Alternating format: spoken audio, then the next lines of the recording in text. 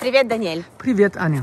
Aujourd'hui, on fait un point sur les lettres latines dans l'alphabet russe. Tu sais que l'alphabet russe a été beaucoup modernisé et réformé durant les siècles. Notamment au XVIIe, il ressemblait à ça.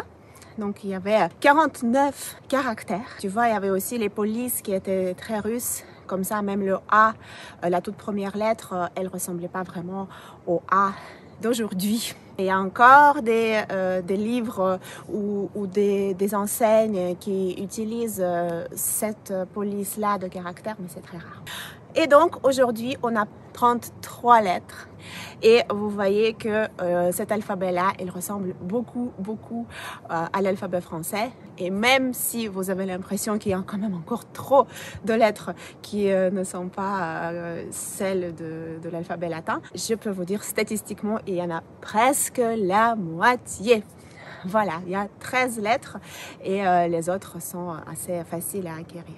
Voilà, donc il y a 13 lettres qui sont les mêmes, 13 ou 14, je ne sais plus. On va les faire une par une, d'accord? Donc, on va commencer par les lettres qui sont exactement les mêmes en français et qui se prononcent de la même manière. D'ailleurs, vous pouvez aussi voir mes 5 cours offerts pour apprendre l'alphabet de manière plus élaborée et plus approfondie. Donc, les lettres qui se prononcent de la même manière, ce sont les lettres A, O, M, T, K. La lettre E en russe se prononce Y, mais enfin, elle donne aussi le son E, Y, etc. La lettre S en russe va être la même que le C en français. Donc, c'est celle qui va donner le son S. Elle ne se prononcera jamais autrement. Jamais donnera le son K, jamais donnera le son autre son que le S. On va quand même ajouter la lettre E. D'accord, la lettre E, qui est un petit peu le signe de l'euro à l'envers, vous pouvez imaginer que c'est un E aussi, je pense. C'est très proche. Le signe, il est juste comme le signe de l'euro. Ensuite viennent les lettres qui sont aussi dans l'alphabet latin, les caractères, mais elles se prononcent différemment, ces lettres. Par exemple, la lettre E tréma, en russe, c'est la lettre Yo. Voilà, yo. Ensuite, on a la lettre V. Donc, le B, c'est V. Et d'ailleurs, ça vient un petit peu du grec aussi. Ensuite, N. Ça, c'est un N. D'accord? Le N. La petite, c'est la même. C'est très facile. Donc, N. La lettre R. Ça, c'est encore une lettre grecque.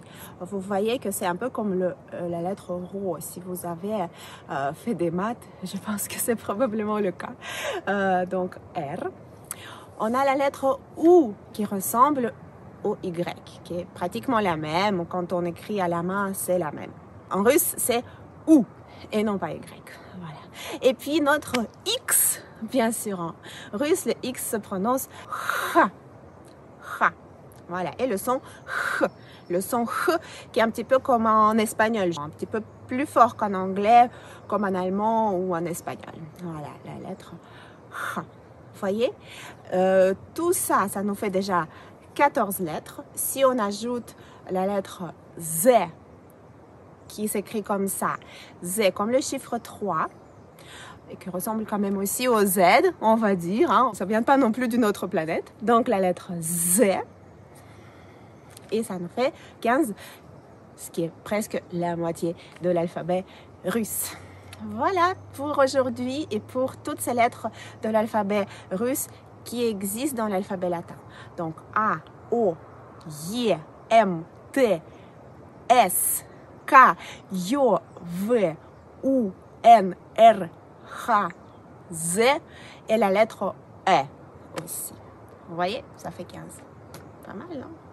Voilà, et dites-moi dans les commentaires si vous voulez aussi que je fasse une vidéo à part sur les lettres grecques qui sont dans l'alphabet russe également. En tout cas, salut Daniel, молодец! Bravo! До скорого!